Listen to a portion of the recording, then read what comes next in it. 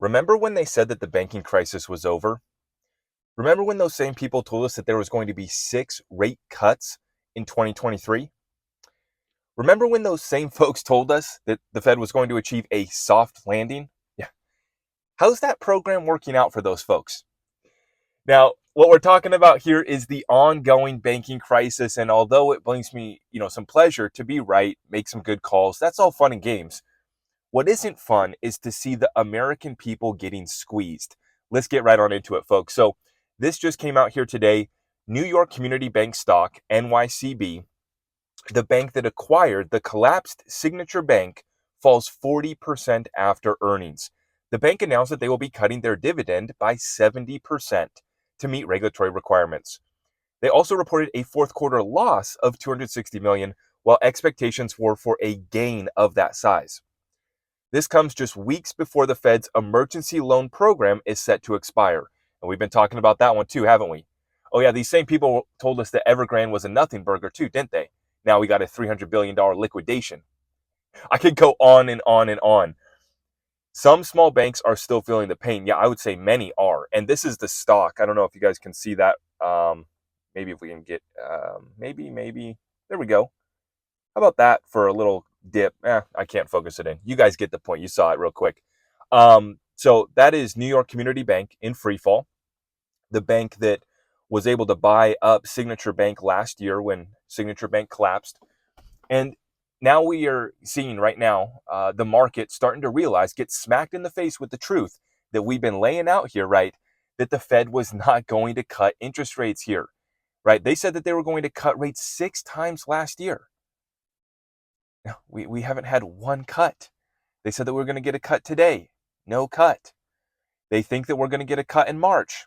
I'm here to tell you, I don't think there's going to be a cut. The only way that there's going to be a cut is if the nuke goes off. And what we're starting to see is the collapse continuing, right? Now, here's the summary of the Fed decision that came out just today. The Fed leaves rates unchanged for the 4th straight meeting. So the last 4 meetings have been a pause. And this is after the Fed raised rates at the fastest pace in history. Fed does not expect rate cuts until greater confidence inflation is moving towards 2%. And just 2 weeks ago, we got the most recent CPI reading, and inflation ticked back up from what was it, 3.1, 3.2, up to 3.4. Nowhere near their 2% target. They are highly attentive to inflation risks with economic uncertainty. They're really worried about you guys out there, right? They're really concerned for us. Job gains have moderated but remain strong. So they're still trying to say that we got some strong jobs numbers just because we've reached an all-time high of people getting a second and third job. It's like over 8 million Americans. Upcoming policy will be based on incoming data. They say that every single meeting because they can't predict the future and they don't know how bad of a situation they've created. They don't know how many people are going to be bleeding out and sacrificed in the streets, but that's for them to read later in the data and then determine what to do next. And then Fed sees evolving outlook while balancing risks, whatever the heck that means, right? It's this whole idea of they've won the fight against inflation and now they get to balance out the business cycle. Yeah, sure. Okay. So the question that Kobesi Letter shares here is the Fed backtracking on their pivot? Well, that's the thing. What they've done so far is a soft pivot. It's not a full pivot. And I'm not here to, get too technical, right? But they went from raising rates to pausing. A full pivot, technically speaking, would be cutting rates. So they haven't done a pivot yet. And I would say that they really haven't wavered from what they've been telling us. It's just the markets didn't want to hear it. The markets just want to see green candles getting printed. And many people, the rich and those that already own the assets, they want to see the asset prices inflate, and they can afford the inflation, right? They can afford higher gas, higher energy, higher food, higher shelter. They already own that assets, right? Where it's really squeezing out, though, is the middle class and poor. This is where inflation is that hidden tax on the middle class and poor. Now, the S&P 500 is down now 70 points after Fed Chair Powell says that March rate cut is unlikely.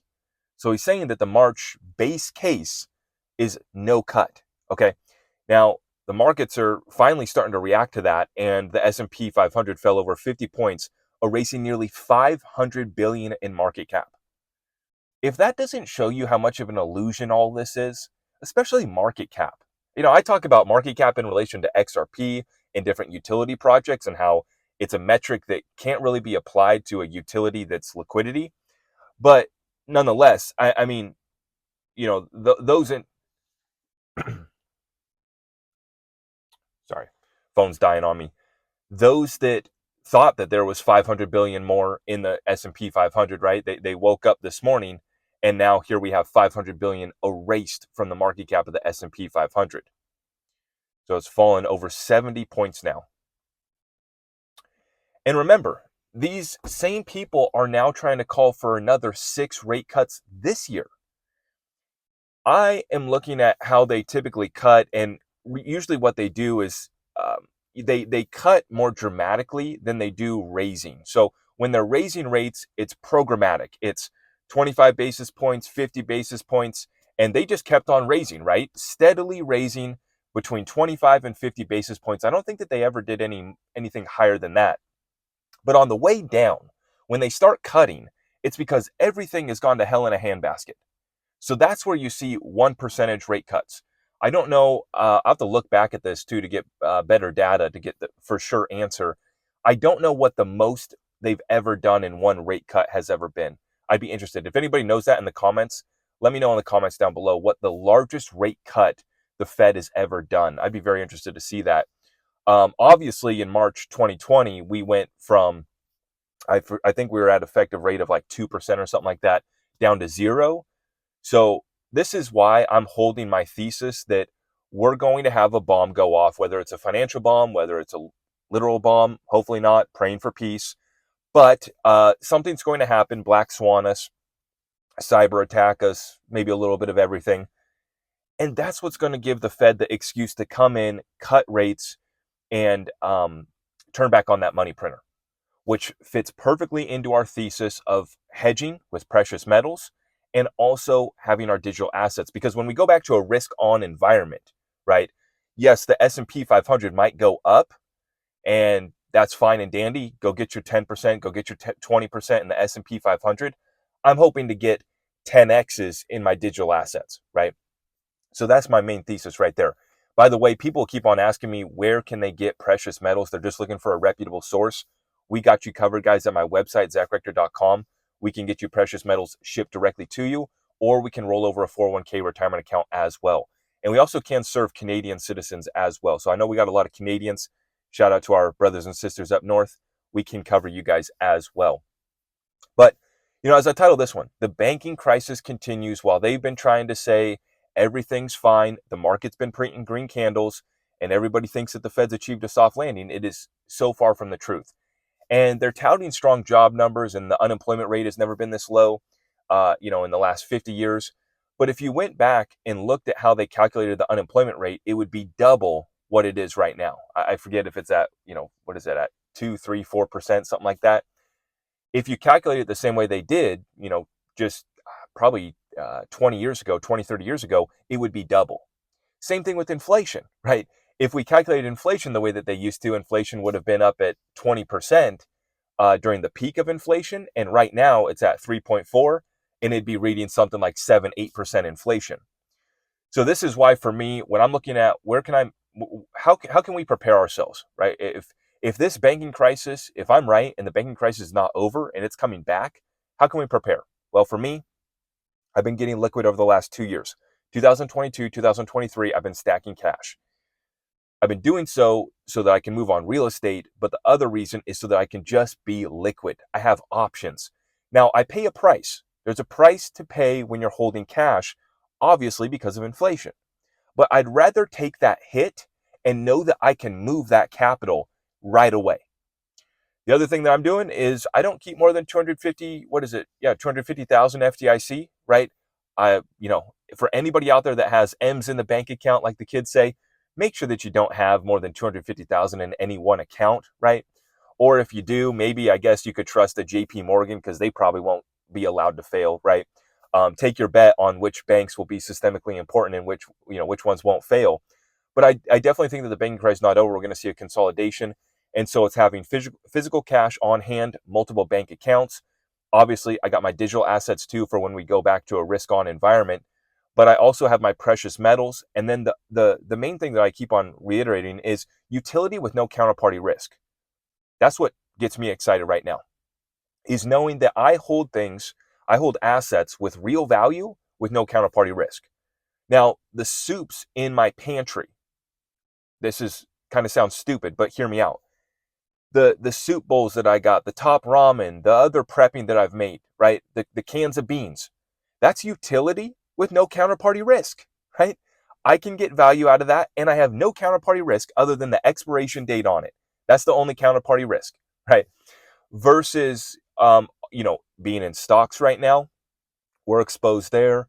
If you're invested with other people right now, make sure that you've done your due diligence on who you're invested with, because the insolvencies are coming through. Not only are we seeing the banking crisis continue, but we're seeing bankruptcies spike.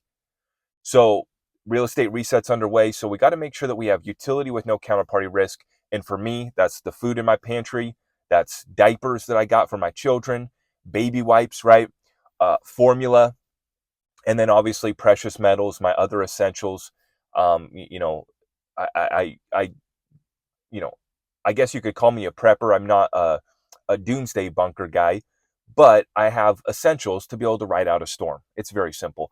And then when it comes to what we're doing right now, just staying liquid with cash so that we can move where we see the best opportunities.